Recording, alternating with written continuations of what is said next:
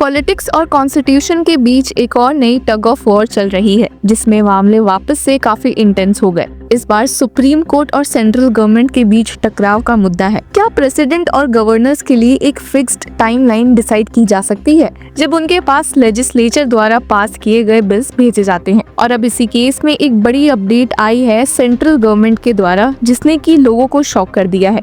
और क्यों कहा जा रहा है कि क्या सुप्रीम कोर्ट को सेंट्रल गवर्नमेंट से एक वार्निंग मिली है? चलिए देखते हैं। अब इस डिबेट का सीड अप्रैल 2024 में पड़ा था। सुप्रीम कोर्ट की एक बेंच, जिसमें justices J B Pardiwala and R Mahadevan शामिल थे, उन्होंने एक सिग्निफिकेंट ऑर्डर पास किया। ऑर्डर ये था कि जब भी कोई लेजिस्लेचर बिल गवर्नर या प्रेसिडेंट को भेजती है तो उन्हें एक फिक्स्ड डेडलाइन के अंदर डिसीजन लेना होगा। गवर्नर्स के लिए 1 महीना और प्रेसिडेंट के लिए 3 महीने। कोर्ट ने कहा था कि इनडेफिनेट डिले करना डेमोक्रेसी के स्पिरिट के खिलाफ है और इसलिए क्लियर टाइमलाइन जरूरी है। लेकिन इसी ऑर्डर पर बैकलैश आया। प्रेसिडेंट डॉक्टर द्रौपदी मुर्मू ने खुद आर्टिकल 143 के अंदर एक प्रेसिडेंशियल रेफरेंस फाइल किया और 14 क्वेश्चन सुप्रीम कोर्ट के सामने रखे, जिसमें कोर इशू ये था कि गवर्नर्स और प्रेसिडेंट की एग्जैक्ट पावर्स क्या है जब उनके पास स्टेट लेजिस्लेचर के बिल्स आते हैं। क्या सुप्रीम कोर्ट जुडिशली उनके लिए टाइमलाइंस प्रिस्क्राइब कर सकती है? फिर जुलाई में सीजीआई बीआर गवई की लीडरशिप में एक 5 जज कॉन्स्टिट्यूशन बेंच ने मैटर लिस्ट किया। बेंच में उनके अलावा जस्टिस सूर्यकांत, विक्रमनाथ, पीएस नरसिम्हा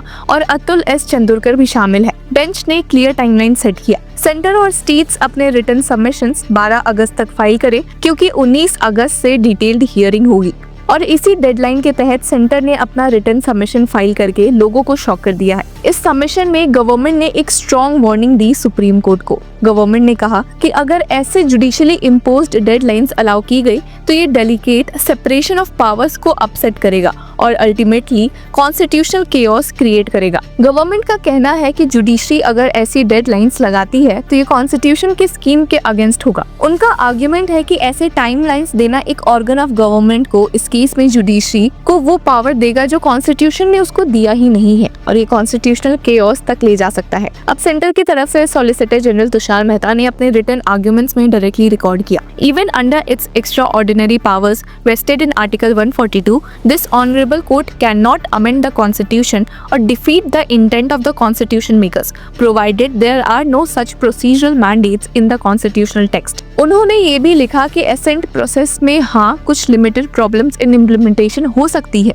लेकिन इसका मतलब ये नहीं कि गवर्नर को एक सब ऑर्डिनेट अथॉरिटी बना दिया जाए। रिटर्न सबमिशंस के एक और क्रूशियल हिस्सा में रिकॉर्ड किया गया कि though there may be some limited problems in implementation of the assent process, these can not justify reducing the higher office of the governor to a subordinate one. Centre ने अपने submission में ये भी highlight किया कि governors and president का office politically complete है और higher ideals of democratic governance को रिप्रेजेंट करता है। अगर कभी लैप्सेस होते भी हैं तो उन्हें पॉलिटिकल और कॉन्स्टिट्यूशनल मैकेनिज्म से एड्रेस किया जाना चाहिए, ना कि जुडिशियल इंटरवेंशन से। मतलब कोर्ट को ये काम अपने ऊपर नहीं लेना चाहिए। अब ये आर्ग्यूमेंट एक बड़ी कॉन्स्टिट्यूशनल डिबेट को सामने लाता है। Separation of powers. Judiciary transparency और अकाउंटेबिलिटी के लिए टाइमलाइन फिक्स करना चाहती है, जबकि एग्जीक्यूटिव्स कह रहे हैं कि ये उसके डोमेन में इंटरफेरेंस है। अगर जुडिशरी टाइमलाइन लगाती है तो इनडायरेक्टली वो कॉन्स्टिट्यूशन के टेक्स्ट के बाहर एक नया प्रोसीजरल मैंडेट क्रिएट कर रही है, जो कि सिर्फ पार्लियामेंट ही कर सकता है अमेंडमेंट के थ्रू। अब इस बात को थोड़ा और डिटेल में समझने के लिए कॉन्स्टिट्यूशन का बैकग्राउंड देखना भी जरूरी है।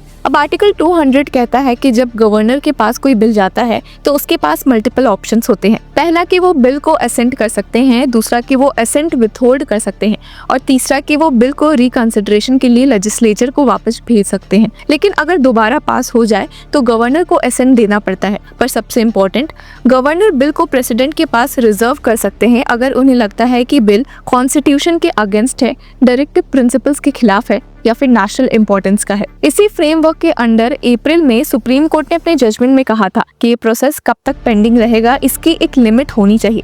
कोर्ट ने मिनिस्ट्री ऑफ होम अफेयर्स के इंटरनल गाइडलाइंस अडॉप्ट करके बोला कि प्रेसिडेंट को 3 महीने के अंदर और गवर्नर्स को 1 महीने के अंदर डिसीजन लेना होगा। अब आप प्रैक्टिकल एग्जाम्पल से भी समझिए। तमिलनाडु की गवर्नमेंट ने कंप्लेन किया था कि उनके मल्टीपल बिल्स गवर्नर के पास पेंडिंग है बिना एक्शन के। इसी फ्रस्ट्रेशन की वजह से वो सुप्रीम कोर्ट गई और अप्रैल का ऑर्डर निकला लेकिन सेंटर का कहना है कि अगर गवर्नर्स पर डेडलाइंस इम्पोज कर दी गई तो उनकी डिग्निटी और कॉन्स्टिट्यूशनल रोल अंडरमाइन हो जाएगा। एक तरह से गवर्नर को एक फाइल क्लियरिंग अथॉरिटी बना दिया जाएगा। अब इस केस का एक पॉलिटिकल एंगल भी है। अपोजिशन रूल्ड स्टेट्स जैसे कि तमिलनाडु, केरला, पंजाब बार बार कह चुके हैं कि गवर्नर्स उनके बिल को रोककर सेंटर के प्रेशर में काम करता है, और अगर सुप्रीम कोर्ट टाइमलाइन इम्पोज करता है तो ये स्टेट्स के लिए एक बड़ी जीत होगी, क्योंकि उनके लेजिस्लेशन को टाइमली एसेंट मिलेगा। लेकिन सेंटर के लिए ये एक सेटबैक होगा, क्योंकि गवर्नर्स की डिस्क्रेशन रिस्ट्रिक्टेड हो जाएगी। आर्टिकल 142 का एस्पेक्ट भी यहाँ काफी इंटरेस्टिंग है। सुप्रीम कोर्ट अपने एक्स्ट्रा ऑर्डिनरी पावर्स के लिए फेमस है, जहाँ वो कंप्लीट जस्टिस इंश्योर करता है। लेकिन यहाँ एस.जी. मेहता ने क्लियर लाइन ड्रॉ कर दी कि आर्टिकल 142 का यूज कॉन्स्टिट्यूशन को अमेंड करने के लिए नहीं किया जा सकता।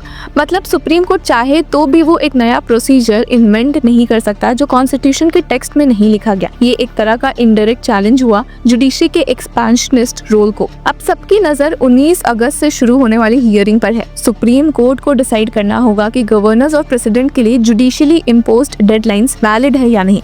अगर कोर्ट सेंटर से अग्री करता है तो इसका मतलब होगा कि गवर्नर्स अनलिमिटेड डिस्क्रिशन के साथ बिल्स को होल्ड कर सकते हैं और स्टेट्स को पॉलिटिकल रूट अडॉप्ट करना होगा। लेकिन अगर कोर्ट अपने अप्रैल के ऑर्डर को अपहोल्ड करता है तो ये एक नया कॉन्स्टिट्यूशनल प्रेसिडेंट बन जाएगा जो लेजिस्लेटिव एफिशिएंसी को इंश्योर करेगा। प्रेसिडेंशियल रेफरेंस ने ये भी हाईलाइट किया कि legislative functions and judicial powers अलग है, और तमिलनाडु गवर्नर जजमेंट जैसी डायरेक्शंस 3 ब्रांचेस के बैलेंस को डिस्टर्ब कर सकती है। केरला एंड तमिलनाडु दोनों स्टेट्स ने इस रेफरेंस को अपोज किया और बोला कि ये मेंटेनेबल नहीं है। तमिलनाडु की एप्लीकेशन कहती है कि the reference is an appeal in the disguise of a reference, और सुप्रीम कोर्ट अपने ही जजमेंट्स पर अपील की तरह रिकंसिडर नहीं कर सकता। केरला ने भी सुप्रीम कोर्ट में एप्लीकेशन फाइल करके प्रेसिडेंशियल रेफरेंस को नॉट मेंटेनेबल डिक्लेयर करने की डिमांड की है। ये सिर्फ एक लीगल इशू नहीं है, ये एक कॉन्स्टिट्यूशनल क्रॉसरोड है। ये डिसाइड करेगा कि जुडिशरी और एग्जीक्यूटिव के पावर्स के बीच की लाइन कितनी थिक है और कितनी porous. Federalism, separation of powers and democracy की एफिशिएंसी, तीनों पर इसका डायरेक्ट इम्पैक्ट होगा। अभी के लिए बस इतना क्लियर है, जो वार्निंग सेंटर ने अपने रिटन सबमिशन में दी है उसने इस केस को और भी हीटेड बना दिया है। सुप्रीम कोर्ट की अपकमिंग हियरिंग अब सिर्फ एक रूटीन रेफरेंस नहीं बल्कि एक लैंडमार्क कॉन्स्टिट्यूशनल शोडाउन बन जाएगी। तो व्यूअर्स, आपकी क्या राय है हमें कमेंट सेक्शन में जरूर बताएं, और तब तक के लिए कीप फॉलोइंग लॉ चक्रा।